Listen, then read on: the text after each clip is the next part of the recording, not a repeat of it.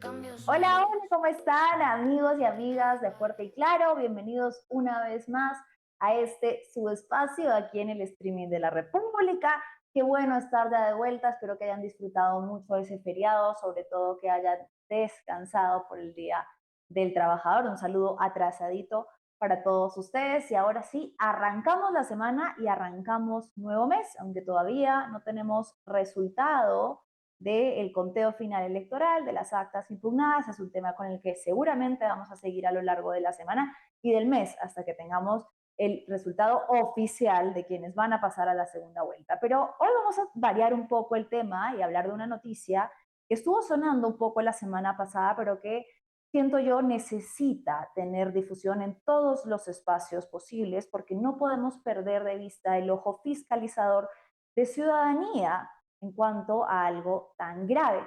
Vamos a hablar sobre la denuncia que se ha hecho al sacerdote Omar Sánchez, de 59 años, que de hecho no es reciente, no es que sea noticia porque es una noticia, porque es una denuncia reciente, se hizo hace ya 3 años ante el Dicasterio para la Doctrina de la Fe en el Vaticano, que es el órgano especializado de ver este tipo de denuncias, pero se ha dado a conocer ahora, 3 años después. Esto ya vamos a ver un poco ante qué tipo de acciones que se han tomado, pero sobre todo ante lo que ha sido, para variar, nos sorprende, francamente, lamentablemente, el silencio eclesiástico, el silencio de las instituciones y la falta de oportuna respuesta que, según lo que han dicho los denunciantes, les preocupa por la cercanía que este sacerdote, Omar Sánchez, sigue teniendo con personas vulnerables, con jóvenes a quienes cuida y de quienes se hace cargo como representante, ¿no?, de la sede de Cáritas y de la Asociación de la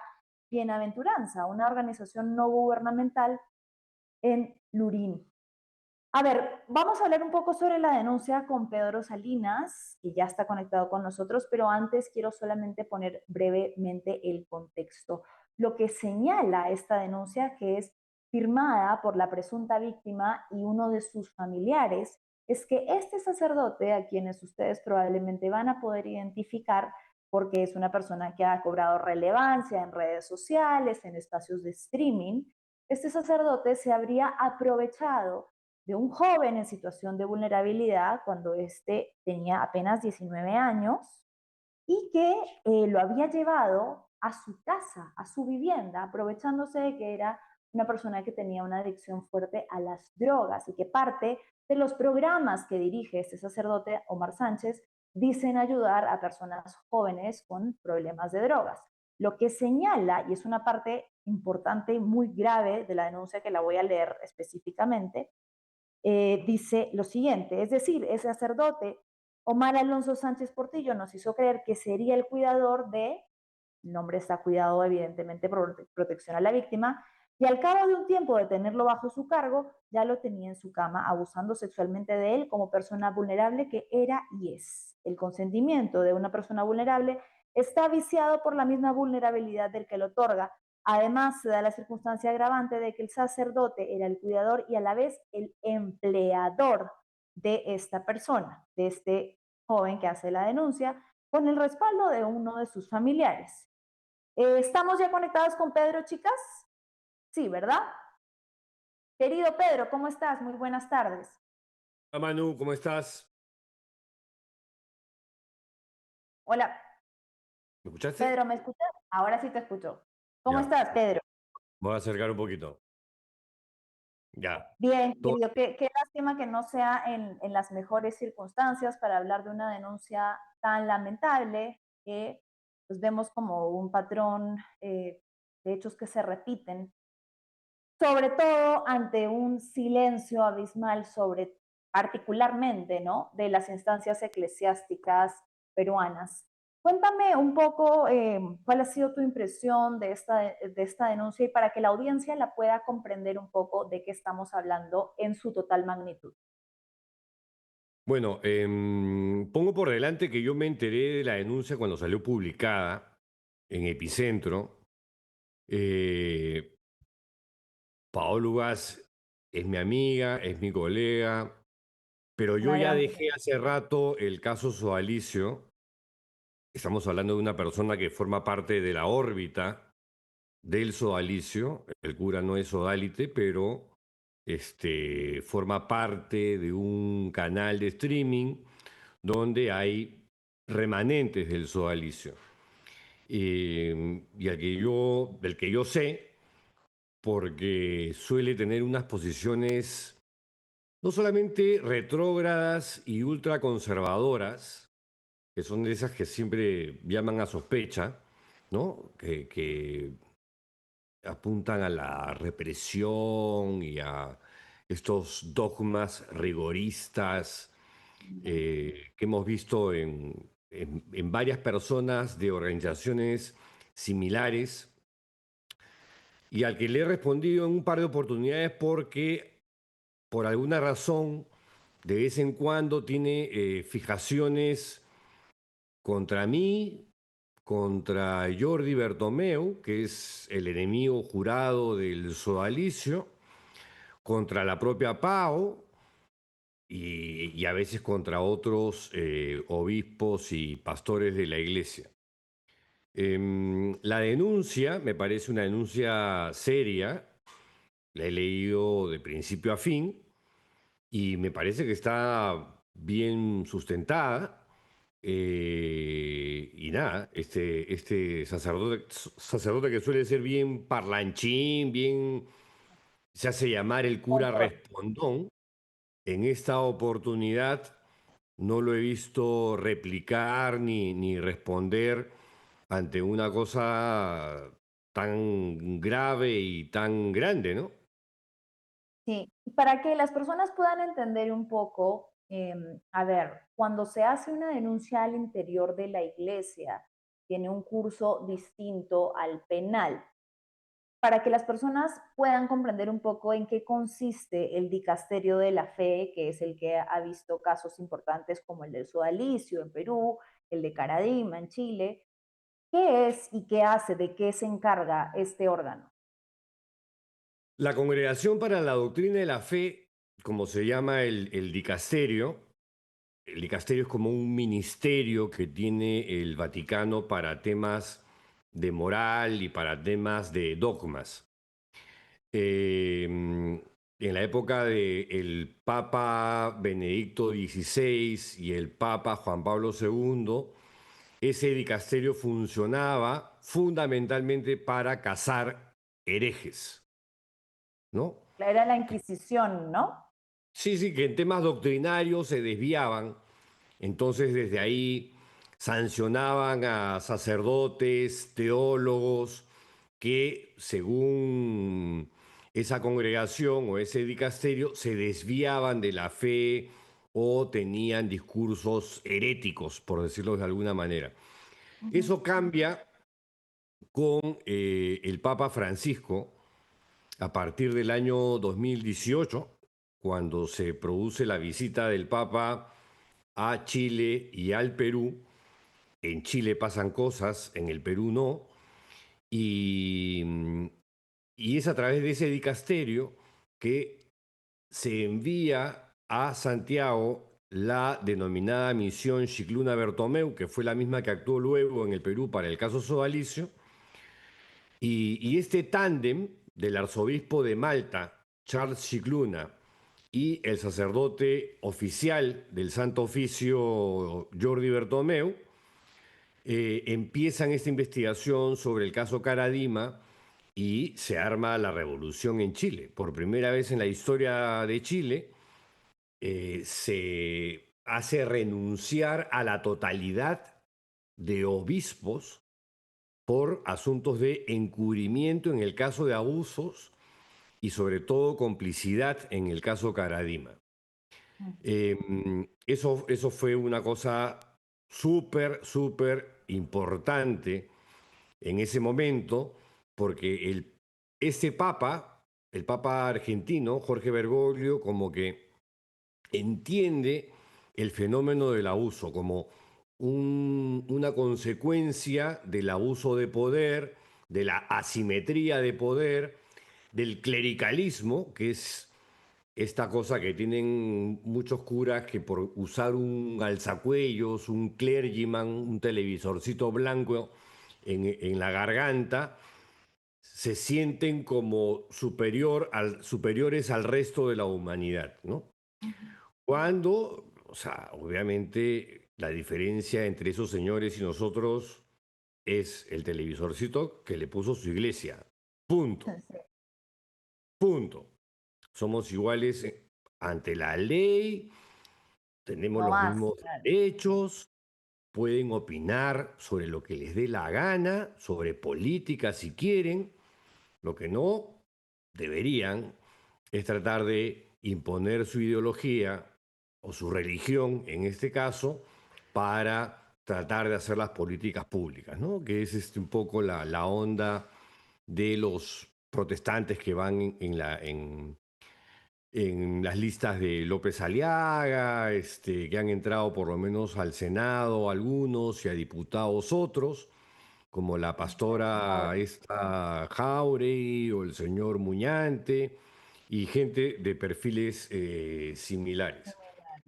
Bueno, este dicasterio, a partir de ahí comienza a tramitar este tipo de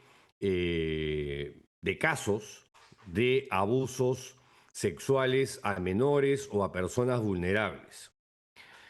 Eh, creo que la primera vez, o sea, no es la primera vez que se presentan ese tipo de casos a ese dicasterio, pero sí, sí ese dicasterio comienza a funcionar por fin en un tema que ha sido como una especie de cáncer al interior de la iglesia que ha hecho metástasis, que es el fenómeno de los abusos.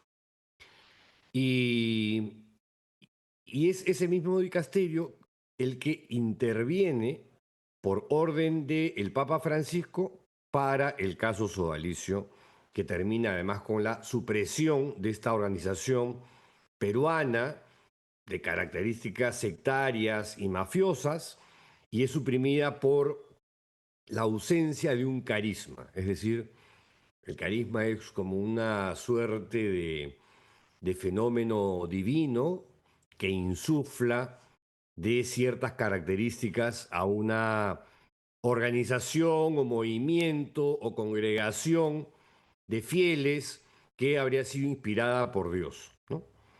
claro. Eh, Ahora, independientemente de ese dicasterio, a nivel local, donde la Iglesia Católica está presente, en las diócesis o arquidiócesis existe otra entidad que se llama el Tribunal Eclesiástico. En el Tribunal Eclesiástico es donde la gente que ha sufrido algún tipo de abuso o de atropello o tiene alguna demanda contra algún clérigo, tramita su denuncia. Ujú, Pero ¿qué ocurre? A veces esa instancia no hace nada por incompetente, porque nunca ha hecho nada, sí, o te genera reticencia porque la iglesia, ya sabemos, por experiencia, ha tendido a encubrir y a proteger a sus curas abusadores.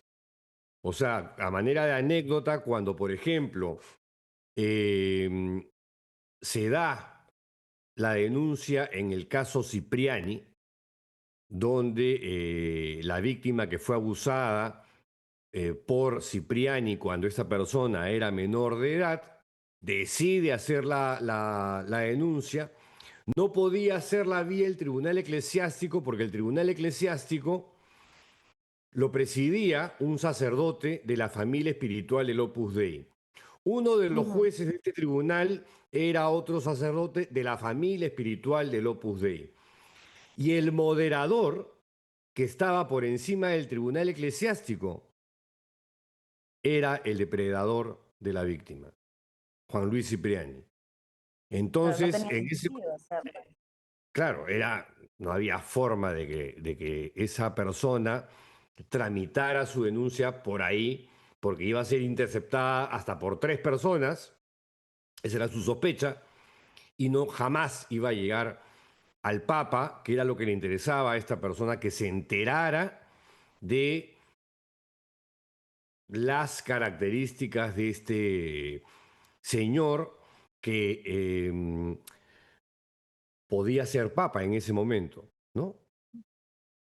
Y ese era Entonces, el considerado. principal recelo de esta persona, de que se muriese el papa y llegase al cónclave y lo eligiesen papa, que Claro, no era descabellado. O sea, digamos, en un cónclave cualquiera puede salir papa si tiene los votos, ¿no? claro, cualquier Eh, cosa podría haber sucedido.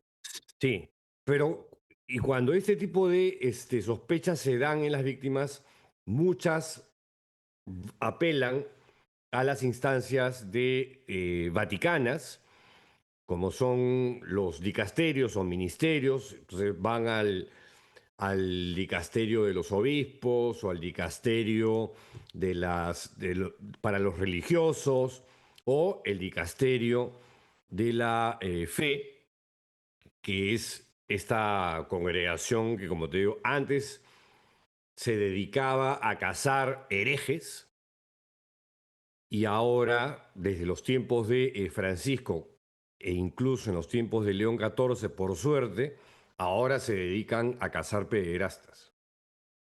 Ahora, ahí hay algo bien preocupante en este esquema que tú mencionas de cómo opera cada una de las instituciones, porque ha sacado la diócesis de Lurín un Ujú. comunicado sumamente escueto, no sé si lo puedes mostrar, querida Vic, por favor, donde dice, para empezar, dice, ante la noticia que circula en las redes sociales, no estamos Ujú. hablando de una denuncia de redes sociales, estamos hablando de una denuncia que se ha hecho ante los órganos competentes en el Vaticano y que existe, que es real. Y entonces dice que ha tomado el conocimiento a través de información difundida públicamente de una acusación por presuntos actos contrarios al sexto mandamiento, y que el obispo diocesano, en estricto cumplimiento de la normativa canónica vigente, ha dispuesto y viene ejecutando las medidas pertinentes. No dice cuáles, no No. dice si va a dejar de estar en cercanía de personas vulnerables, no dice si va a dejar de estar al frente de la organización no gubernamental de caridad que dirige en Lurín. Es como si estuvieran lavándose las manos de que esto ya se sabe hace 3 años. Sí, no, es ese comunicado del obispo de Lurín, que es Carlos García Camader, un antiguo amigo del sodalicio de Vida Cristiana, porque recordemos que el primer cementerio que abre el sodalicio es en la diócesis de Lurín, el Parque del Recuerdo, eh, y es actualmente nada menos que el presidente de la Conferencia Episcopal Peruana. Este señor Carlos García Camader ha publicado esta vergüenza de comunicado, este patético pronunciamiento que no dice nada. Eh, Como dices tú, o sea, habla de cosas genéricas, pero no precisa absolutamente si ha habido sanción, algún tipo de suspensión del ejercicio en sus funciones de este sacerdote que habría actuado con personas vulnerables. Sabemos por las denuncias que él tiene una organización a través de la cual tiene acceso a personas vulnerables, no pocas. ¿No? De todas Entonces, las edades, ¿cómo? De todas las de edades, todas las correcto. edades. Sí. Entonces, nada, uno se queda con la sensación, oye, ¿en serio? O sea, con todos los escándalos que hemos tenido en el Perú, no hemos Así. aprendido nada. El presidente de la conferencia episcopal es capaz de propalar una cosa así, más aún cuando se está tratando de hacer el esfuerzo para que el Papa Robert Prevost, que no es un papa ajeno a la vida peruana, sino que sabe perfectamente, conoce a la precisión la realidad en el Perú, que ha visto de cerca el caso Sodalicio, que gracias a él fue uno de los obispos más comprometidos en el caso Sodalicio. y que luego como papa, digamos, terminó, digamos, de ponerles la lápida, eh, hagan estas cosas. O sea, me parece ofensivo, un insulto a la inteligencia no solamente de los peruanos, sino de el Papa de los católicos, ¿no? El Papa León XIV. O sea, al Papa lo quieres mecer con este tipo de comunicados cabrones. O sea, por favor, ¿dónde Bueno, estamos? el señor Omar Sánchez nunca ha tenido ningún tipo de reparo en despotricar incluso contra sus superiores. No me sorprendería que si el caso avanzara, como ya viene avanzando al menos en el espectro público, se quisiera adjudicar a que esto es porque él ha hablado en contra del comunismo y porque esto es un ataque contra el avance de Rafael López Aliaga, como que hay muchos sectores que tratan de minimizar la gravedad de un patrón que no es nuevo en la iglesia. Y es lamentable, Pedro, pero ¿cuántas denuncias no tenemos de operadores similares? Una persona que utiliza un cargo que le otorga una institución de fe y que por ende está como bañado en un bálsamo de confianza para abusar de esa posición como enviado de Dios o como lo quieran ver, sobre todo de personas vulnerables. Es decir, ¿a quién le sorprendería si esto fuera la primera vez que sucediera? Pero no, lamentablemente lo que yo veo acá es un patrón de comportamiento de personas que dicen actuar en nombre de la fe y terminan siendo otra cosa que falsos profetas que utilizan mal el nombre de la iglesia, lo que sea, ¿no? Y debería ser la misma institución la encargada de expectorar inmediatamente eso, pero no Totalmente de se ve. acuerdo. Totalmente de acuerdo. Además, no solamente eso, Manu, sino que ya salieron los defensores de este curita Sánchez, ¿no? Ha salido un artículo de Luciano Reboredo en La Abeja, vinculado a López Aliaga, candidato ahorita en esta última elección de López Aliaga, amigo cercanísimo de la gente del Sodalicio. Un texto, no me acuerdo si de hoy o de ayer, de Alejandro Bermúdez, el sodalite que fue expectorado, votado por la Iglesia, sancionado por el Vaticano por razones deontológicas, por mala praxis periodística, a decir que esto es un tema que acusa a Jordi Bertomeu, porque ellos están en una campaña de Contra venganza contra Jordi Bertomeu, que hemos visto en imágenes del día de ayer, domingo, ha concelebrado misa con el cardenal y arzobispo de Lima, Carlos Castillo, porque está en Lima justamente para el momento del cierre del caso Sodalicio. Y no hay ni una sola línea solidaria para con la sobre víctima. las... Ninguna, ninguna, ¿no? Es más, se van para variar contra el mensajero. Los dardos envenenados están dirigidos contra Paolo Gas y Epicentro, Como que porque lanzaron la denuncia y la pregunta es, ¿y cómo se filtró la denuncia? O no sea, importa eso, claro, probablemente. exactamente, exactamente. O sea, no, y que esto viene del dicasterio de Jordi Bertomeu. O sea, ¿me estás hablando en serio? O Claro, sea, están ¿te has poniendo el preguntado foco. que la propia víctima podría haber decidido denunciar o el familiar que aparece ahí habría decidido denunciar y hacer público esto? Y si A ha ver, salido el filtro por el lado del dicasterio, o sea, la única persona que trabaja ahí es Jordi Bertomeu, o sea, no, por y Dios, o además sea, conociendo de la rigurosidad periodística de Pau Vaz, no se iba a publicar algo sin la autorización de las personas involucradas.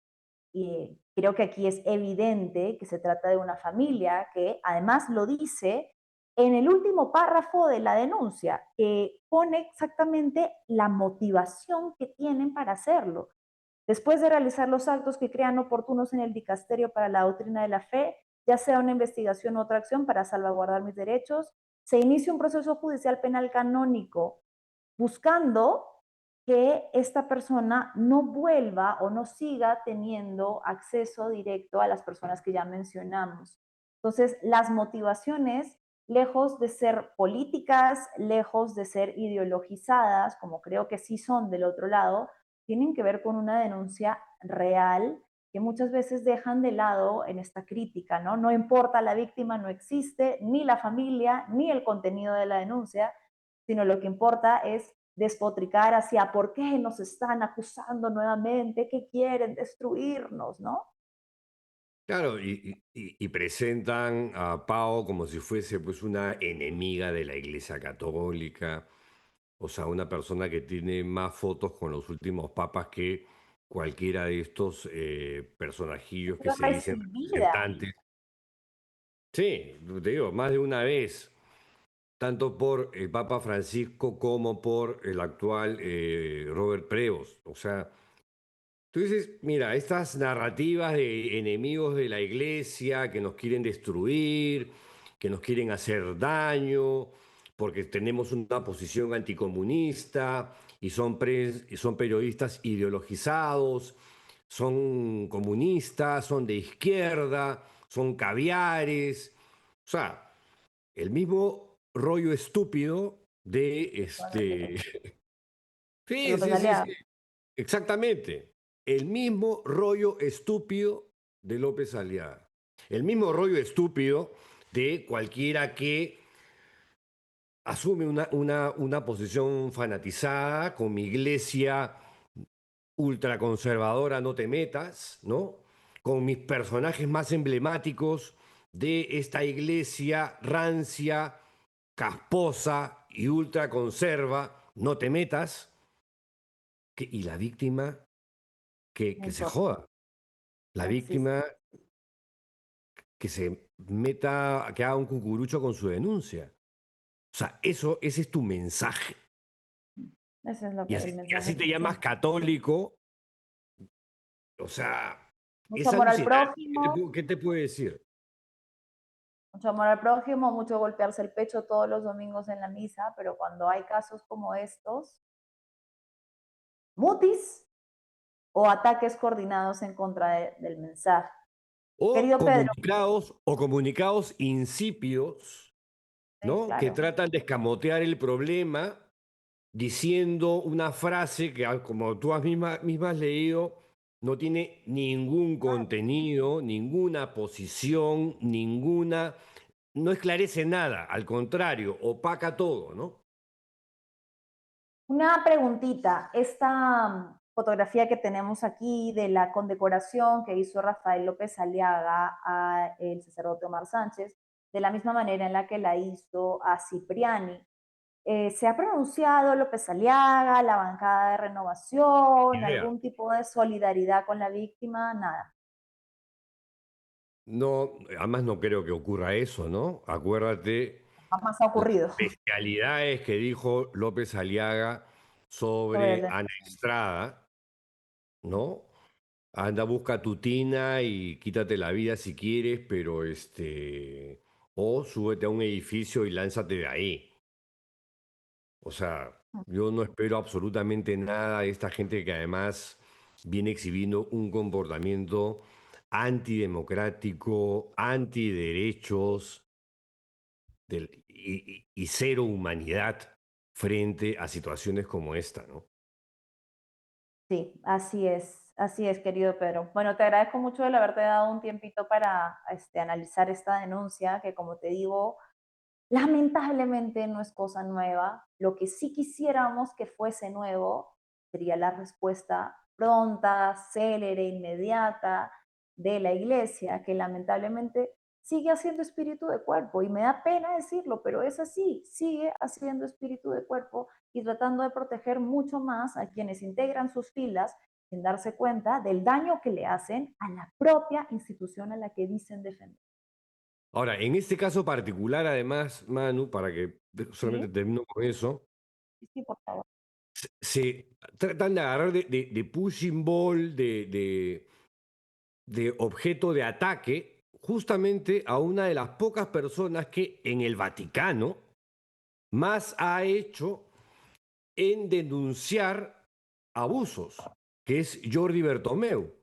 Entonces, que claro, que para estos personajillos encubridores profesionales y que no les gusta el escándalo y que detestan la transparencia y la rendición de cuentas, que viene siendo la prédica de el Papa Bergoglio y el Papa Prevost, o sea, de los dos, ellos van a contracorriente de los nuevos tiempos, y entonces, una vez más, se van contra los mensajeros o aquellas personas emblemáticas que han hecho la diferencia en una iglesia que durante décadas tras décadas ha tenido como política la cultura del silencio.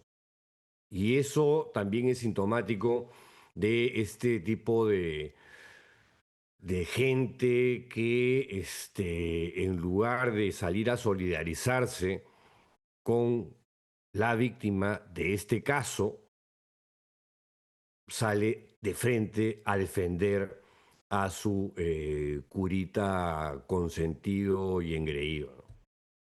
No, y si ya tienen todo el discurso armado de Prevost como comunista, rojo, por haberse pronunciado en contra de la guerra, si prosigue con una investigación, imagínate pues el lugar en el que lo van a poner. O sea, bueno, ya han demostrado que no les importa ni su propio papa. Lo hicieron con Francisco, no tendrían reparo en volver a hacerlo de nuevo.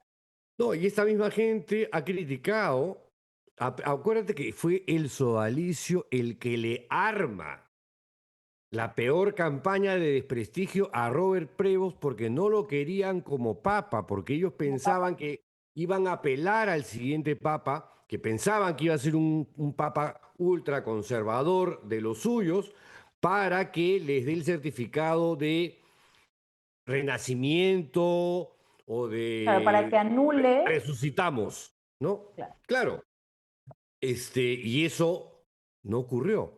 Ocurrió y no se lo lo van a peor perdonar para nunca. ellos. Tuvieron el peor escenario. Ganó Robert Prevost.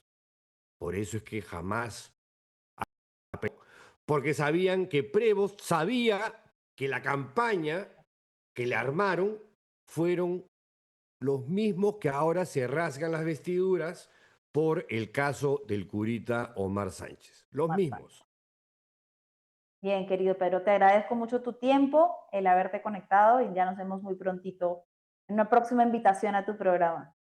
Gracias, Manu. Cuídate. A ti, un abrazo, chao, Nos chao. vemos. Chao, chao. Bueno, Pedro Salinas lo ha dicho claramente y si usted se está enganchando recién con nosotros, estamos hablando de la denuncia al sacerdote Omar Sánchez. Está firmada por la persona que hace la denuncia, que dice que los hechos ocurrieron cuando él era aún bastante joven, tenía 19 años, y por un familiar de esta persona.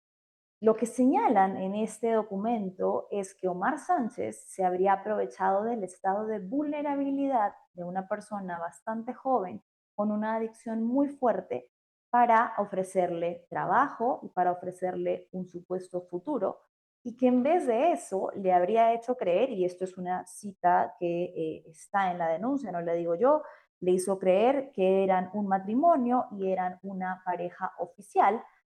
Lo que dice en esencia es que el señor Omar Sánchez habría mantenido relaciones sexuales con esta persona joven bajo un esquema de dominación, de control, ¿no?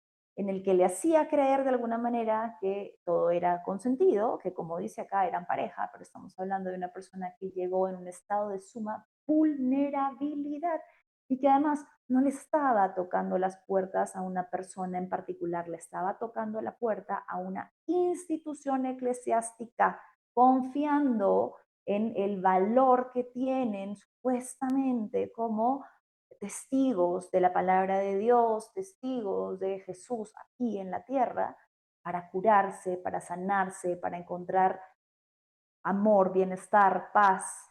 Y al parecer lo que encontró fue todo lo contrario. Hasta el momento, el sacerdote Omar Sánchez no ha dicho una sola palabra con respecto a estos graves hechos que lo involucran. Ha dicho a Epicentro TV y a Paola Ugaz, quien ha liderado esta investigación, que va a responder por las vías oficiales, pero no ha dicho absolutamente nada más.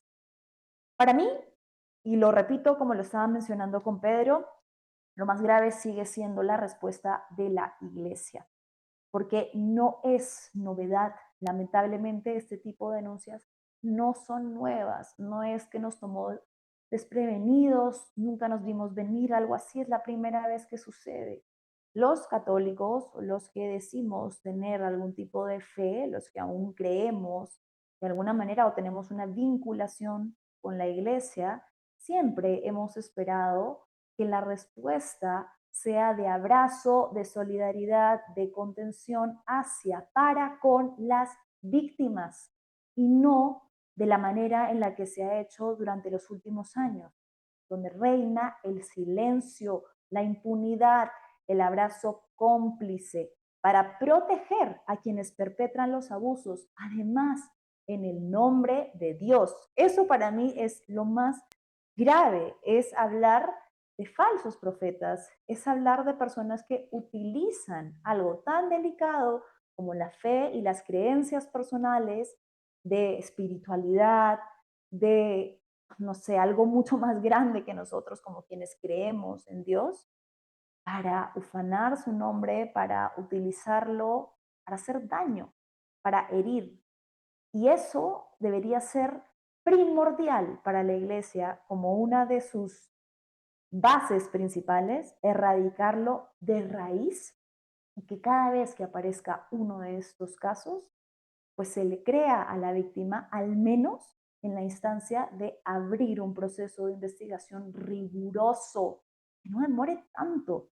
3 años de espera para una persona que denuncia y su familia, y la impotencia de ver que la persona denunciada sigue con su vida como si nada, y lo que más les preocupa a ellos, cerca de personas vulnerables. Bueno, vamos a ver entonces en qué termina toda esta situación, pero ahora vamos a cambiar de tema. Probablemente lo que siga es que la denuncia va a continuar.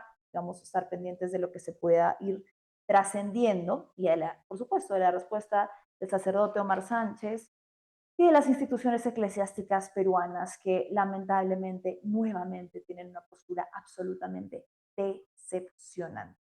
Vamos a cambiar radical de tema porque la novela de los aviones F-16 tiene un nuevo capítulo.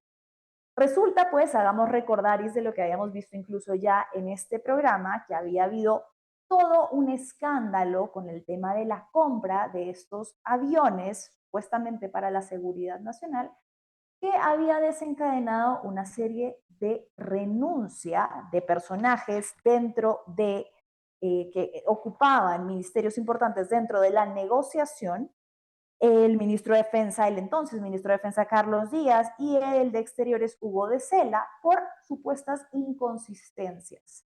Hugo de Cela acusó al presidente Balcázar de haber mentido al país.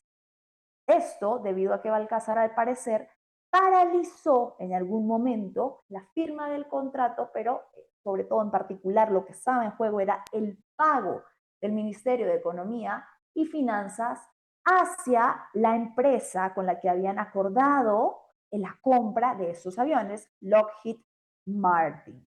Todo un escándalo porque lo que habían dicho estos dos exfuncionarios era que Balcázar sabía perfectamente que el proceso ya venía avanzando y que sin previo aviso, incluso con un contrato ya firmado, había decidido paralizar el pago.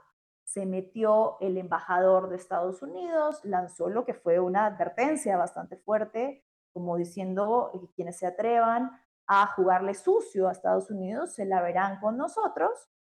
Y lo que ha sucedido este fin de semana, lo que les decía al inicio, es la apertura de un nuevo capítulo en el que Balcázar ha señalado específicamente al expresidente José Gerí Oré de haber hecho la elección de esta compra y de la persona o el país, mejor dicho, con el que decidió gestionar la compra a dedo. Vamos a escuchar uno de los fragmentos que tuvo para el programa de Milagros Leiva sin rodeos este domingo. En estos gobiernos transitorios de Jerez y de Dina se había iniciado todo este proceso de compra de aviones. Sí.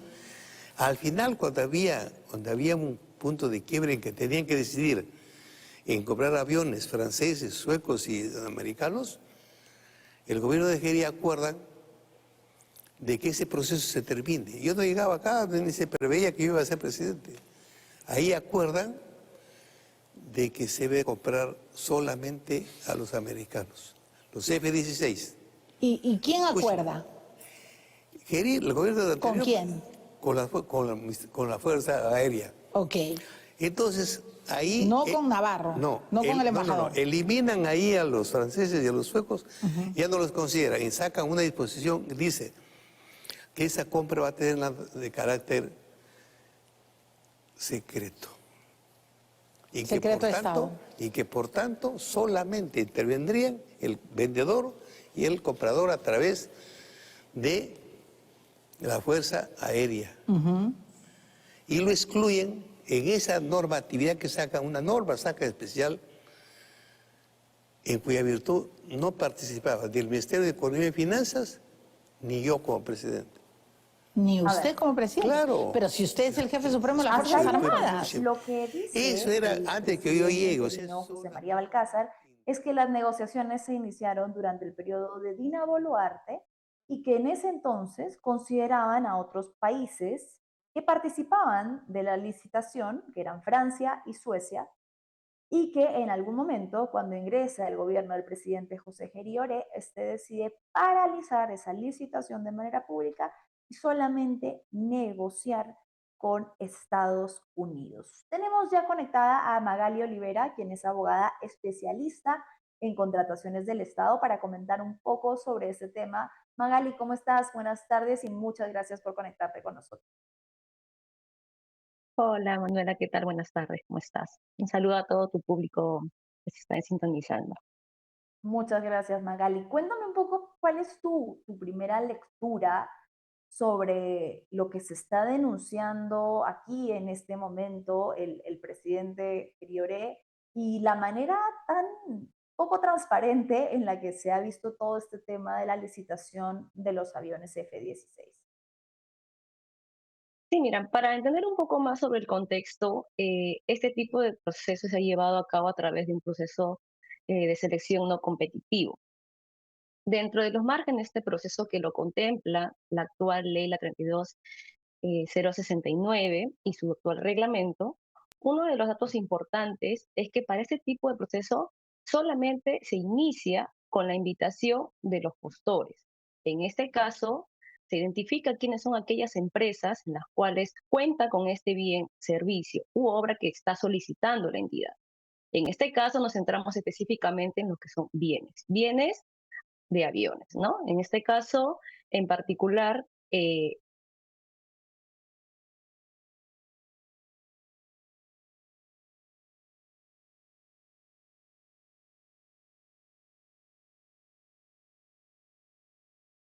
este punto es importante porque el secreto militar, ¿me, ¿me escuchas? ¿Sí?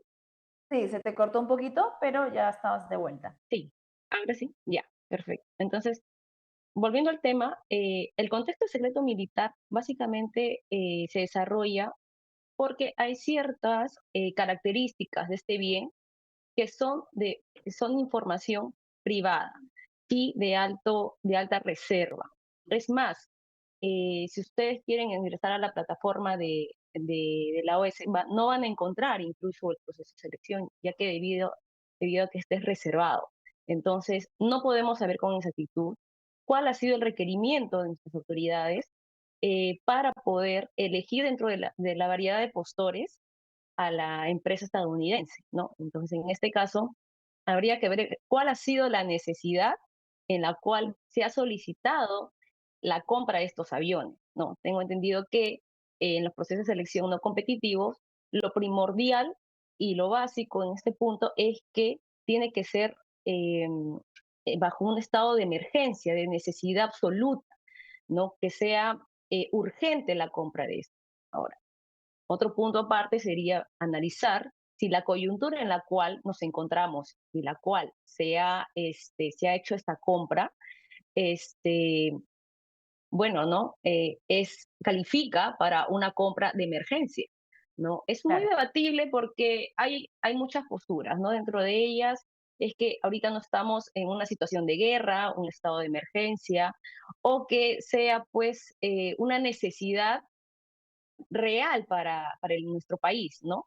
Sin embargo, esto es lo que ha levantado polvo, ¿no? De que no estamos en un estado de emergencia, no ha sido declarado una guerra futura, próxima, no estamos bajo sobre ese requisito. Sin embargo, sí podríamos manifestar de que los aviones que actualmente contamos, o el Perú cuenta, es de que eh, ya son un poco antiguos también, ¿no? Y Claro. creo que también la FAB vio por conveniente la compra de estos aviones un poco más modernos, ¿no? Con una necesidad.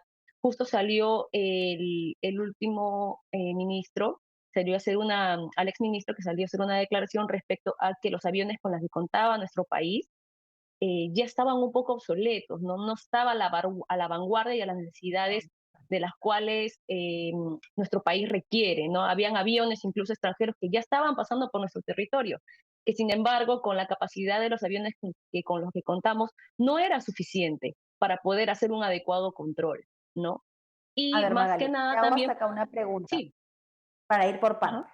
Está muy claro hasta ese momento, pero entonces vamos por partes. Primero, para que la audiencia pueda comprender un poco cómo se ejecutan estos procesos. Yo, Estado, yo soy gobierno y yo quiero comprar, no sé, quiero comprar barcos. Entonces, ¿qué tengo que hacer? Tengo que abrir una licitación pública para ver quiénes son los proveedores de barcos y luego empezar a avisarles a esos proveedores si quieren participar. ¿Cómo es el proceso? A ver si nos puedes explicar un poco. perfecto, sería buenísimo. Primero, no estamos hablando de una licitación pública, porque las licitaciones públicas pertenecen a un proceso de selección competitivo, en las cuales van a competir varias empresas. Tenemos diferentes, ¿no? 25 empresas contratan, por ejemplo, para la compra de barcos, ¿no? En este caso es Sí. distinto porque estamos enmarcados en la ley de contrataciones en el numeral M, que nos dice lo siguiente. Las contrataciones de bienes y servicios y obras realizadas por las Fuerzas Armadas, la Policía Nacional y los componentes del Sistema de Inteligencia Nacional del SINA, declarados de carácter secreto militar. Entonces, ¿qué quiere decir esto? Que una contratación no competitiva no está sujeto al concurso público. Esa es la gran diferencia. Tenemos los procesos competitivos donde van a competir muchas empresas por querer ganar el concurso X, ahí entran los grupos, ¿no? Concursos, licitaciones abreviadas, tenemos las no abreviadas, las licitaciones como tal y licitaciones abreviadas. Pero por otro lado tenemos los procesos de selección no competitivos donde no compiten los, los postores, ¿no? Entonces ahí simplemente se identifica en el mercado quiénes son las empresas nacionales o internacionales que cumplen con mi requerimiento.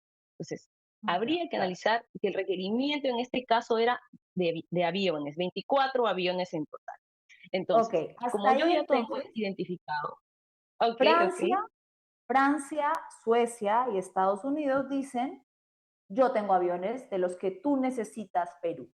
¿Qué tiene que hacer Perú? bien, correcto, correcto.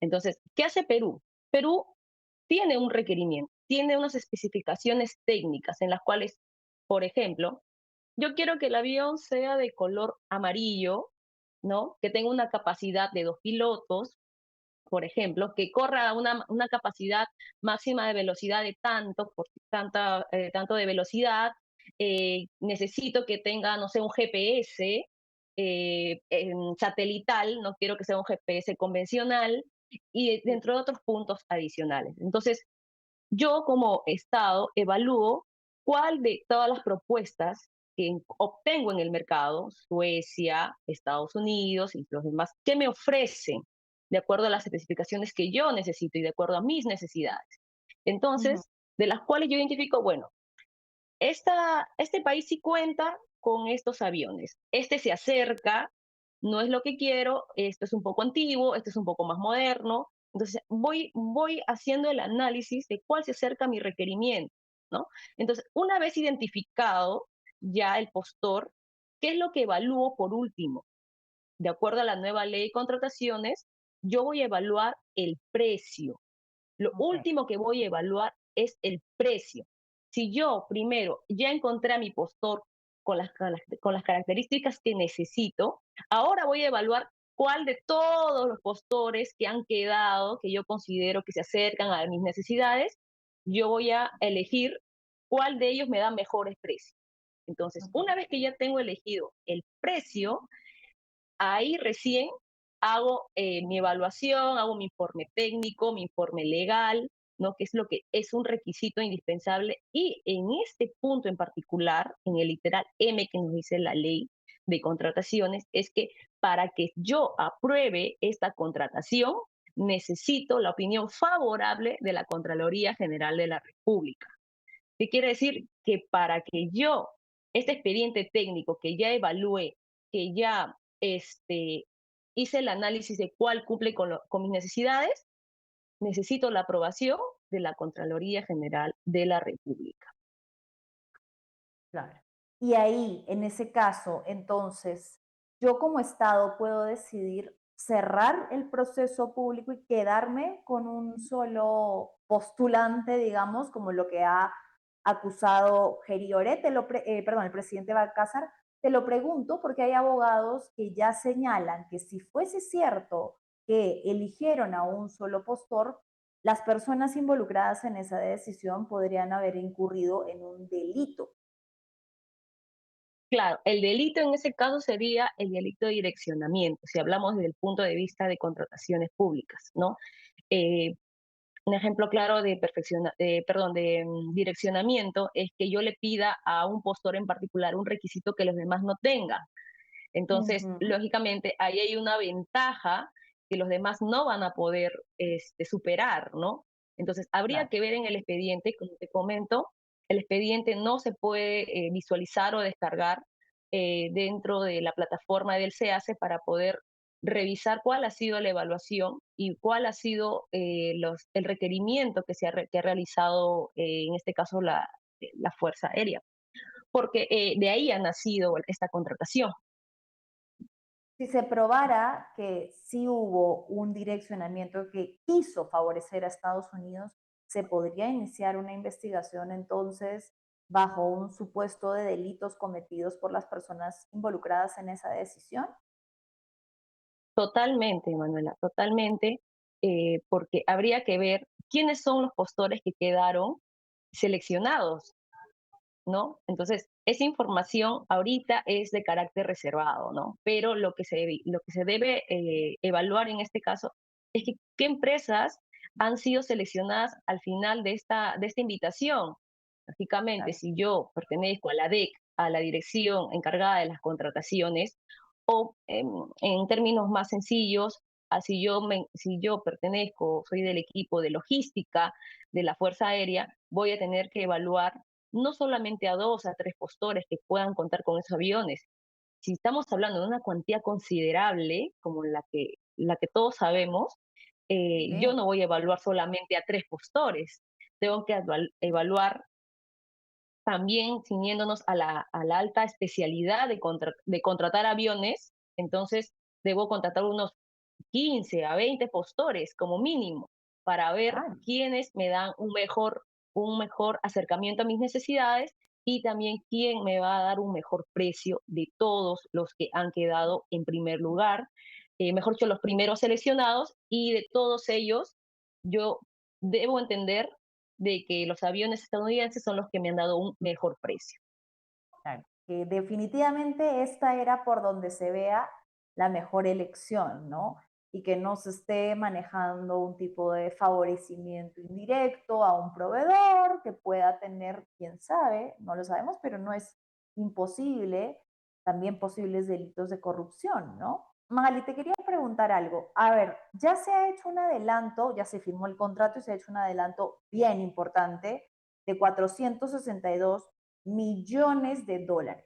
Lo que ha dicho el presidente es que él ha soltado la bomba y como sabe que ya no le queda casi nada de tiempo, ha dicho, bueno, le va a corresponder al próximo gobierno que entre al poder ver si convalida o no el contrato. ¿Eso se puede anular, se puede revisar un contrato o podría tener, no sé, consecuencias diplomáticas para nosotros como país?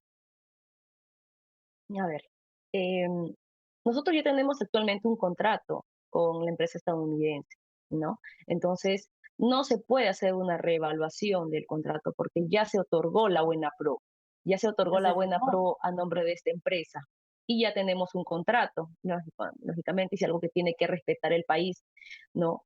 Al margen de los temas políticos, hay temas contractuales que en caso de que la otra parte no cumpliese o viceversa, en cualquiera de las dos posiciones, tanto en nuestro país como con el contratista, va a haber de todas maneras pues problemas legales después, porque van a querer cobrar de repente alguna indemnización o por un incumplimiento de contrato, ¿no? Y sin embargo, también por nuestro lado, bueno, no he visto el contrato personalmente, pero el contrato que nosotros tenemos, los que trabajamos para el sector público en temas de contrataciones, tenemos las garantías y las cartas fianzas, que es lo que respalda el cumplimiento del contrato de inicio a final, ¿no? Entonces, también tenemos la ejecución de las cartas fianzas, ¿no? Entonces, eh, habría que aplicar garantías en caso no se cumpliese algunos requisitos o de repente no nos entregan los aviones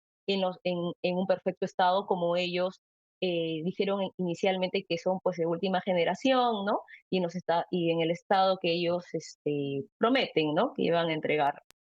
¿Tú Así es. consideras que de todas maneras este proceso de licitación tendría que ser investigado por la Contraloría o quién entraría ahí a fiscalizar?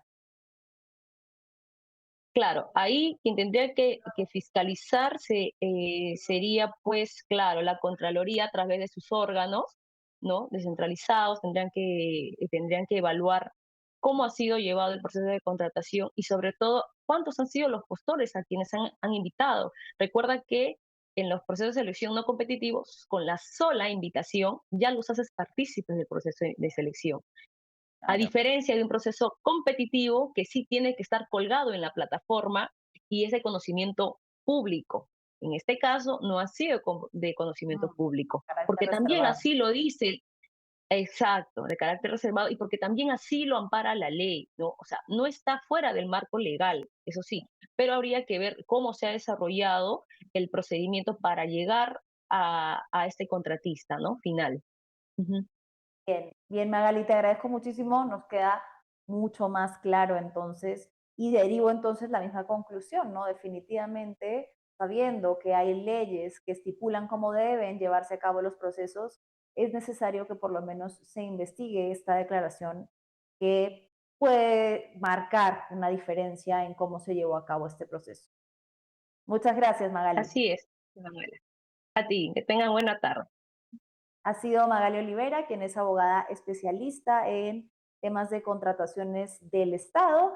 Y bueno, sí, hay que investigar aquí porque hay dos versiones que tienen una narrativa distinta sobre lo que sucedió con la compra de los aviones. Incluso Balcázar dijo que él no se enteró del proceso de negociación y que cuando lo supo fue él quien demandó la renuncia de Hugo de Cela y Carlos Díaz, los exministros de Defensa y de Exteriores, que lo que dijeron ellos fue que renunciaban porque habían demasiadas inconsistencias en el proceso y porque sentían que Balcázar le había mentido al país. No estamos hablando de poco dinero, no estamos hablando de pocos recursos y estamos hablando de una declaración importante que tiene que ser tomada en cuenta, como lo que decíamos con Magali, en lo que podría ser un caso de direccionamiento que, en caso de ser probado, incurriría en un delito.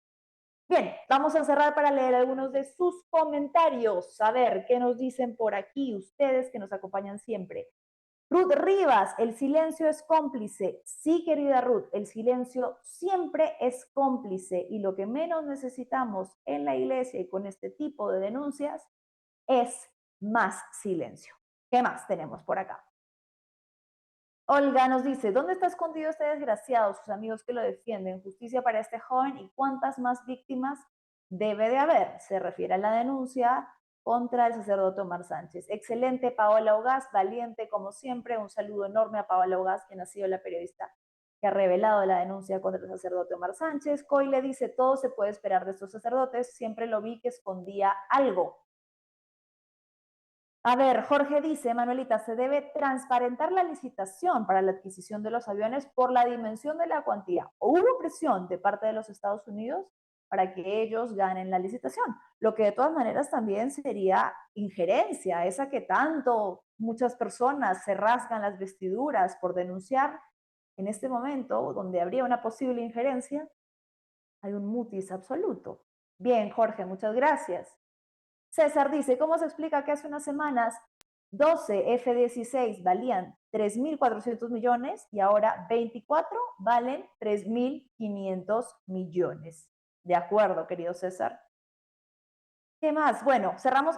Ya se nos fue la hora. Perfecto. Bueno, entonces, muchas gracias por acompañarnos. No se olviden de lo importante que es para este programa su interacción a través de los likes, los comentarios que nos dejan todas las tardes y los compartidos. Nos reencontramos mañana para seguir abordando la actualidad y la coyuntura nacional con enfoque en derechos humanos. Muchas gracias por estar con nosotros. Hasta mañana. Chau, chau.